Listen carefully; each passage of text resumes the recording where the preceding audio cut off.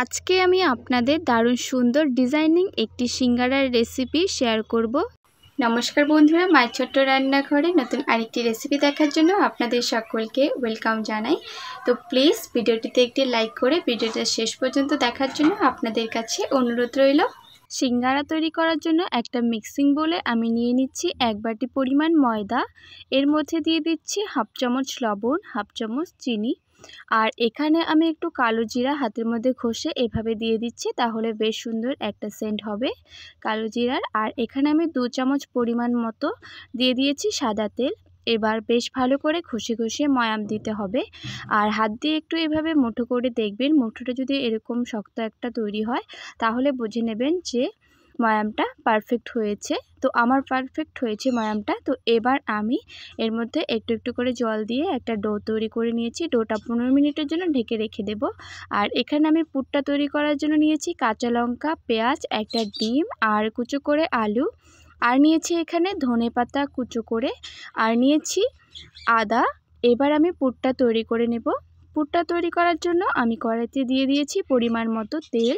এবার এর মধ্যে দিয়েছি জিরে ফোড়ন, আর দিয়েছি আদা কুচো, এবার দিয়ে দিলাম পেঁয়াজ কুচো, কাঁচা লঙ্কা কুচো। তো এবার সব কিছু বেশ ভালো করে নাড়াচাড়া করে পেঁয়াজটাকে একটু ব্রাউন করে আমি ভেজে নিয়েছি। আর ঝালের পরিমাণটা আপনাদের পছন্দ মতন দেবেন। এবার এই কুচো করে রাখা আলুগুলো দিয়ে দিলাম স্বাদ মতো লবণ আর হলুদ গুঁড়ো। স্বাদ মতো লবণ আর হলুদ গুঁড়ো দিয়ে একটু নাড়াচাড়া করে মিশিয়ে নিলাম। এবার এর মধ্যে দিয়ে দিচ্ছি সামান্য একটু শুকনো লঙ্কার গুঁড়ো, ধনে গুঁড়ো আর জিরে গুঁড়ো। এবার একটু জল দিয়ে মশলাটাকে আলুগুলোর সাথে বেশ ভালো করে একটু কষিয়ে নিয়েছি। এবার এর মধ্যে দিয়ে দিলাম ধনেপাতা কুচো। আলুটাকে বেশ ভালো করে ভাজা করে নিয়ে তারপর কিন্তু এর মধ্যে ডিমটা দিতে হবে। তো এবার আমি ডিমটাকে দিয়ে দিলাম। তো ডিমটাকে দিয়ে এবার নাড়াচাড়া করে আমি দেখুন পুরটাকে কিন্তু রেডি করে নিয়েছি। তো পুরটা আমার রেডি, আমি নামিয়ে ঠান্ডা করে নেব। আর এদিকে 15 মিনিট হয়ে গেছে। এবার আমি সিঙ্গারাগুলোকে তৈরি করে নেব। আবারও হাত দিয়ে একটু এভাবে ডোটাকে একটু মেখে নিয়ে এর থেকে একটা লিচি বানিয়ে নিয়েছি। এবার লিচিটাকে একটা রুটির আকারে বড় করে বেলে নিতে হবে। তো আমার বেলা হয়ে গেছে। এবার একটা ছুরির সাহায্যে এরকম করে চারকোনা করে একটা রুটি বানিয়ে নিতে হবে। তো চারকোনা টাইপের হবে। তো চারকোনা করে আমি বানিয়ে নিয়েছি। এবার এই রুটিটাকে 4 ভাগে ভাগ করব, সেই জন্য আমি একটা মাপ মতো একটু দাগ দিয়ে নিচ্ছি। তো দাগ দেওয়া হয়ে গেছে। এবার আমি 4 টুকরো করে নেব রুটিটাকে। তো 4 টুকরো আমার করা হয়ে গেছে দেখুন। এবার কোনাকুনিভাবে 2 টুকরোকে এইভাবে একটু লম্বা লম্বা সরু সরু করে কেটে নিতে হবে। আর এগুলো দিয়ে আমি সিঙ্গারার ডিজাইনটাকে তৈরি করব। তো আপনারা ভিডিওটা শেষ পর্যন্ত দেখতে থাকুন, আশা করছি আপনারা ভালো করে বুঝতে পারবেন আর আপনাদের ভীষণ ভালো লাগবে এই সিঙ্গারার ডিজাইনটা। তো এক পাশেরটা আমার কাটা হয়ে গেছে, আমি এই পাশেরটাকেও বেশ ভালো করে কেটে নিচ্ছি।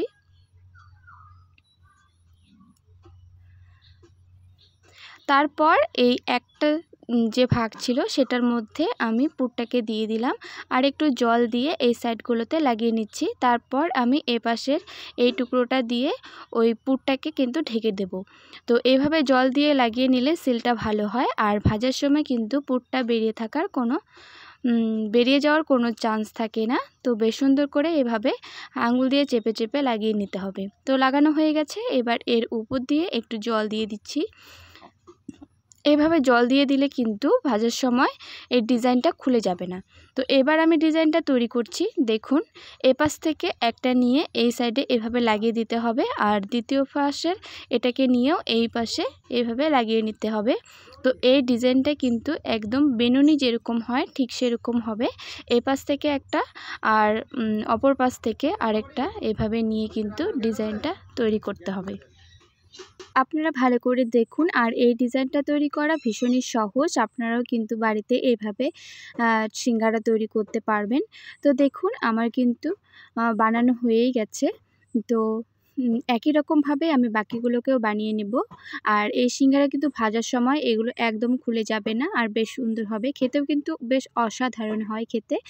আর এভাবে আমি সবগুলো দেখুন লাগিয়ে নিয়েছি। আর এবার এই সাইডের যে বাড়তি অংশগুলো আছে সেগুলোকেও আমি হাত দিয়ে চেপে চেপে লাগিয়ে নেব, যাতে এইগুলো ভাজার সময় খুলে না যায়। তো দেখুন বেশ সুন্দর করে কিন্তু আমি এগুলোকে লাগিয়ে নিয়েছি। তো দেখুন বন্ধুরা, আমার সবগুলো বানানো কিন্তু হয়ে গেছে, কতটা সুন্দর হয়েছে। আর এবার আমি একটা প্যানে দিয়ে দিচ্ছি পরিমাণ মতো সাদা তেল। এবার আমি এই সিঙ্গারাগুলোকে ভেজে নেব। তো তেলটাকে মিডিয়াম আঁচে একটু গরম করে নিয়েছি। এবার এই সিঙ্গারাগুলো দিয়ে দিয়েছি। এক পাশ কিছুক্ষণ ভাজা হওয়ার পর তারপর কিন্তু এগুলোকে উল্টে দিতে হবে। তো এক পিঠ একটু ভেজে নিয়েছি, এবার কিন্তু আমি এই সিঙ্গারাগুলোকে উল্টে দিচ্ছি। তো উল্টে পাল্টে এভাবেই সিঙ্গারাগুলোকে গোল্ডেন ব্রাউন করে ভেজে নিতে হবে। তো কিছুক্ষণ ভাজার পর দেখুন দারুণ সুন্দর কিন্তু একটা কালার চলে এসেছে। এবার আমি সিঙ্গারাগুলোকে নামিয়ে নিচ্ছি। তো একই রকমভাবেই আমি সবগুলোকেই কিন্তু ভেজে নিয়েছি। তো এবার একটা প্লেটে আমি সার্ভ করে নিয়েছি। আর এখানে আমি চাটনি তৈরি করেছি। এখানে আমি পুদিনা পাতার চাটনি তৈরি করেছি। আপনারা যে কোনো টমেটো সস বা যে কোনো চাটনি দিয়ে কিন্তু খেতে পারেন, অসাধারণ লাগে খেতে। তো বন্ধুরা, আজকের এই রেসিপিটা আপনাদের কেমন লেগেছে অবশ্যই কমেন্ট করে জানাবেন। আর ভিডিওটা যদি ভালো লেগে থাকে একটি লাইক করবেন। আর আমার চ্যানেলে নতুন বন্ধু এসে থাকলে অবশ্যই আমার চ্যানেলটাকে সাবস্ক্রাইব করে পাশে থাকবেন। আর ফেসবুক থেকে যারা দেখছেন অবশ্যই আমার পেজটিকে ফলো করে দিয়ে আমার পাশে থাকবেন।